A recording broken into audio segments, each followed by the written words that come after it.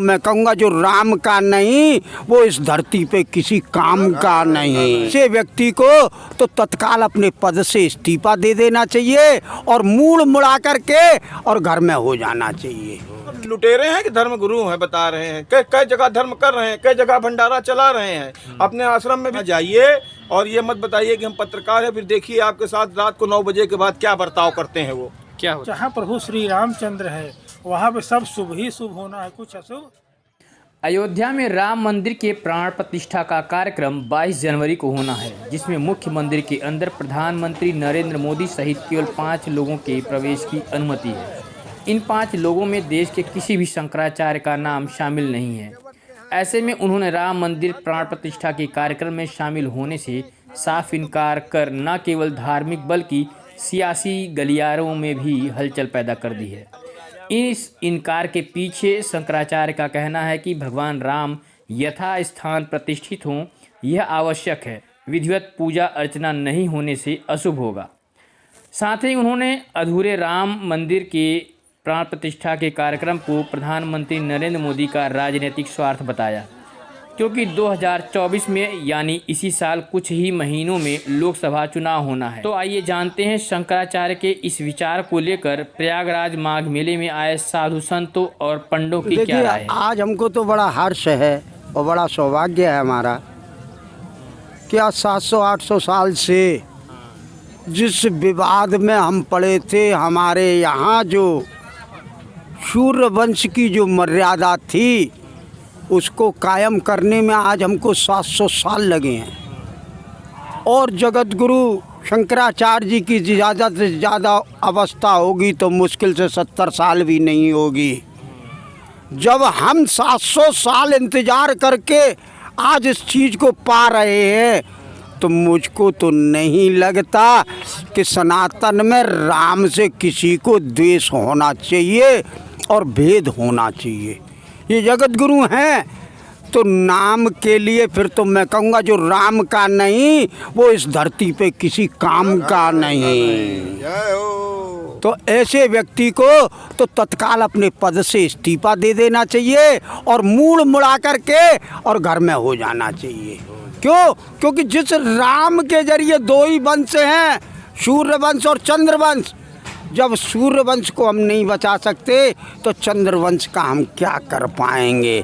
लिहाजा मैं तो एक छोटा सा और लघु एक फक्कड़ साधु की तरीके से अपना जीवन यापन करके मगर राम की इस मंदिर की प्राण प्रतिष्ठा और उत्साह से मुझको तो इतना उल्लास है कि मैं तो इस प्रयागराज में भी बैठ करके इस प्रयागराज के सेक्टर नंबर 1 में सती अनसुईया को भी राम की अवधपुरी बनाने का इरादा रखता हूँ। 1100 दीप दान करूँगा उस दिन।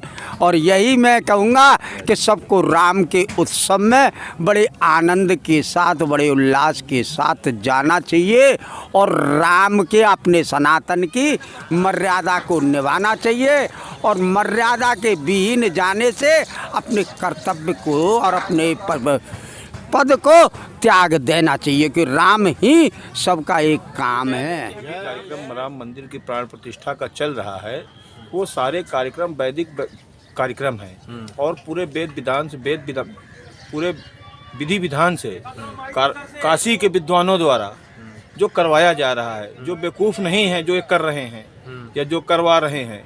और महाराज शंकराचार्य जी जो कह रहे हैं कि बोर्ड की राजनीति है, इतने वर्ष तो कांग्रेस का भी शासन रहा, उन्होंने क्यों बोर्ड की राजनीति नहीं किया? क्यों नहीं मंदिर का काम करवाया? क्यों नहीं मंदिर बनवाया? आज राम मंदिर बन गया इतने वर्षों बाद तो लोग दुनिया की पंचायत बता रहे हैं। ये माननीय मोदी जी और माननीय योगी जी की कृपा है और माता जी का भोले रामचंद्र जी का आशीर्वाद है कि जो वो बन के तैयार हुआ है। सवाल यही चीज़ है कि आखिर इतना जल्दी क्यों? जब मंदिर पूरा इंतजार होने दें उसको बनने का क्या? कितने वर्ष तक भगवान तंबू में रहे, कितने वर्ष तक आप भगवान को इंतजार करवाएंगे? आप ये बताइए। आपका अपना घर बनता होता है तो आप इंतजार नहीं करवाते, तब उसमें मुहूर्त आप नहीं देखते। आज प्रभु का घर बन रहा है तो उसमें दुनिया की पंचायत लोग बता रहे हैं। भगवान का ही तो घर बन रहा है ना, वो किसी और का। मोदी जी का तो व्यक्तिगत बन नहीं रहा है, न योगी जी का व्यक्तिगत बन रहा है और उसमें ना मोदी योगी रहेंगे उसमें भगवान रामलला रहेंगे और उनके चेला चपाटी जो उनके सेवक रहेंगे वो रहेंगे। तो इतने वर्षों से भगवान तंबू में थे, तब तक तो किसी को ख्याल नहीं आया कि नहीं भगवान को भी पक्का आवाज़ चाहिए। भगवान आंधी झेल रहे हैं, तूफान झेल रहे हैं, बरसात झेल रहे हैं, तब कहाँ थे माननीय लोग? जितने भी शंकराचार्य महान भाव लोग हैं उस समय कहाँ थे? ये सब क्या है कि देश की जनता को बरगलाने की कोशिश की जा रही है। ये समाजवादी पार्टी, कांग्रेस पार्टी और कुछ विद्वान लोग जो सरकार से असंतुष्ट हैं, वो देश की जनता को बरगला के गुमराह करना चाहते हैं। और देश की जनता अब गुमराह होने वाली नहीं है। अब देश की जनता समझ गई कि उसका भला किस में है, किस पार्टी को बैठाने में है। तो पार्टीवाद वाली जहाँ बात चलेगी बड़े भैया, वहाँ तो भाजपा है ही है। मगर जहाँ राम मंदिर की बात है, तो राम मंदिर का सारा कार्यक्रम पूरे विधि विधान से हो रहा है। सब मुहूर्त देख के हो रहा है, बिना मुहूर्त के कोई कार्यक्रम नहीं हो रहा। शंकराचार्य जी तो किसी पार्टी से नहीं है। अरे सरकार, कैसे आप कह रहे हैं पार्टी से नहीं है? पार्टी से न होते तो तुरंत ये बातें ना कहते। धर्म गुरु के नाम पे वो सब लुटेरे हैं कि धर्म गुरु हैं, बता रहे हैं। कई जगह धर्म कर रहे हैं, कई जगह भंडारा चला रहे हैं। अपने आश्रम में भी पैसा लेके लोगों को ठहराते हैं। जितने भी आश्रम शंकराचार्य के यहाँ माघ मेले में हमारे लगते हैं, कोई निःशुल्क, एक पैसे का निःशुल्क, यदि आप नाइट हल्ट करके एक पत्रकार की हैसियत से मत जाइएगा वहाँ, एक आम नागरिक की हैसियत से वहाँ जाइए और ये मत बताइए कि हम पत्रकार हैं। फिर देखिए आपके साथ रात को 9 बजे के बाद क्या बर्ताव करते हैं। वो क्या होता है? बिना पैसा लिए 200 रुपए लिए आप उनके शिविर के अंदर रुक नहीं सकते। काहे के शंकराचार्य? वो तो सब यहाँ जितने भी हैं ये सब यहाँ व्यापार कर रहे हैं। इनका व्यापार बंद हो रहा है, इसलिए ये चिल्ला रहे हैं। इनका व्यापार बंद हो रहा है क्योंकि इन कॉरिडोर यानी सरकार के हाथ में चला गया। जो यहाँ चढ़ाओ वहाँ चढ़ाओ, ये करो वो काम खत्म हो गया। अब आपकी मर्जी हो दान डालिए, ना मर्जी हो कोई ज़बरदस्ती नहीं है। और पहले होता क्या था, मंदिरों में जाइए, हर जगह पे महंत मठाधीश कब्जा करके बैठे रहते थे। 500 दो तो भगवान को छूने मिलेगा, 1000 दो तो आरती में अंदर घुसने को मिलेगा। वो काम खत्म कर रही है सरकार। इसमें इनको छनछनी लग रही है, इनको पीड़ा हो रही है कि हाय मेरा पैसा जा रहा है। जो रसीद कटती थी वो सब बंद हो रहा है, अब सब सरकार के खाते में जा रहा है। भारत की जीडीपी बढ़ रही है, ये नहीं दिखाई पड़ता कि मंदिर बनने से भारत की जीडीपी बढ़ रही है। विदेशी आय का स्रोत बढ़ रहा है। आज जो है लोग जयपुर और आगरा और नहीं जाना चाहते, आज लोग अयोध्या और काशी देखना चाह रहे हैं। देश विदेश के लोग क्यों देखना चाह रहे हैं? क्योंकि आज वो जो देख रहे हैं कि नहीं सरकार कर रही है, सुंदरता बढ़ा रही है, भारत का मान सम्मान बढ़ा रही है, तो उसमें लोगों को विरोध नहीं करना चाहिए। हो रहा है जो इसमें गर्भगृह की बात चल रही कि इसमें 5 ही लोग रहेंगे, तो उसमें 5 से 6वां नहीं रहेगा।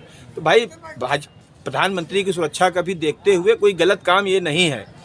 और ये 5 लोग जो रहेंगे, मोदी, योगी और राज्यपाल और ये विश्व हिंदू परिषद के अध्यक्ष और जो राम मंदिर शिलान्यास के जो महंत हैं, वो 5 लोगों की उपस्थिति कोई ख़राब बात नहीं है, बहुत अच्छी बात है।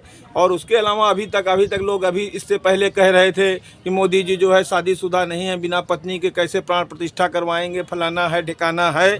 तो मोदी जी प्राण प्रतिष्ठा नहीं करवा रहे हैं, प्राण प्रतिष्ठा सब विद्वान लोग कर रहे हैं और उनके माध्यम से हो रहा है।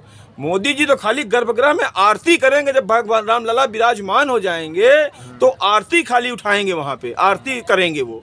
तो आरती तो क्या जरूरी थोड़ी है कि उसके लिए शादीशुदा होना जरूरी है? ऐसा कुछ नहीं, ऐसा किसी वेद पुराण शास्त्र में नहीं लिखा है कि प्रभु की आरती करने के लिए शादीशुदा ही होना जरूरी है। भगवान की सेवा करने के लिए ऐसा किसी वेद पुराण शास्त्र में नहीं लिखा हुआ है कि नहीं ऐसा होना चाहिए। जो हो रहा है सब बहुत अच्छा हो रहा है। मोदी जी, योगी जी जो कर रहे हैं वो बहुत बढ़िया कार्यक्रम है, उसमें कोई कमी नहीं है। और सारा काम विद्वानों की देख रेख में हो रहा है। सब बड़े बड़े काशी से विद्वान, शंकराचार्य से बड़े बड़े विद्वान वहाँ मौजूद हैं। शंकराचार्य तो केवल एक मठाधीश हैं, उनको विद्वता उतनी नहीं है। विद्वान जो है वो पढ़ लिख के विद्वान हुए हैं। यदि शंकराचार्य अपने आप को कहते हैं कि मैं बहुत बड़ा विद्वान हूँ, तो आ जाएं हमारे साथ काशी में चलें। और यदि काशी के विद्वानों से आगे चले जाएंगे तो जो कहेंगे सो जिंदगी भर उनकी गुलामी कर दूंगा। ये सब फालतू प्रचार है, फालतू चिल्लपों है और कुछ नहीं है। सरकार अशुभ होगा, तो इसको लेकर क्या कहेंगे आप? ऐसा है कि अभी तक तो हमारे प्रभु श्री रामचंद्र जी तिरपाल में थे, तब तो ये जितने संत महात्मा को इसमें वो नहीं किए। अब अगर मोदी जी और योगी जी के पहल से जो है हमारे प्रभु जो है महल में आ गए हैं, तो उसमें शुभ अशुभ वो ही अपने उससे सब उन्होंने किया है।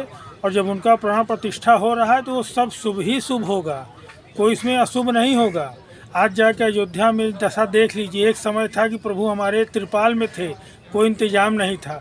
आज उनकी कृपा हुई कि आज वो जो है महल में रह रहे हैं, तो उसमें तरह तरह की टिप्पणियाँ ये संत महात्माओं को शोभा नहीं देता। शुभ जहाँ प्रभु श्री रामचंद्र है वहाँ पे सब शुभ ही शुभ होना है, कुछ अशुभ नहीं होना है। शंकराचार्य जी ये कह रहे हैं कि जो है इस कार्यक्रम में जो साधु संत हैं उनको जो है कोई विशेष महत्व नहीं दिया गया, उनको सम्मान नहीं दिया जा रहा उतना। वो केवल राजनीति के लिए इतना जल्दी जो है जो अगले इस साल जो चुनाव होना है उस चुनाव को ध्यान में रख के इतना जल्दी ये कार्यक्रम कर रहे हैं। चुनाव की बातें हो रही हो तो चुनाव हर साल हर 5 साल में आएगा। इसमें जो संत महात्मा जो ये कह रहे हैं कि चुनाव का है, ये सब संत महात्माओं की बात है। जो योगी जी और मोदी जी कर रहे हैं अति उत्तम कर रहे हैं। एक समय हम लोग जब दर्शन करने गए थे, हमारे प्रभु त्रिपाल में बैठे हुए थे। हाँ, माँ जानकी, लक्ष्मण सब ऐसे। आज जो है कृपा हुई है प्रभु श्री रामचंद्र जी की, तो उसमें टिप्पणियाँ कर रहे हैं। अरे भगवान तो सबके लिए हैं, वही मोदी जी के लिए, वही शंकराचार्य के लिए, वही हमारे लिए।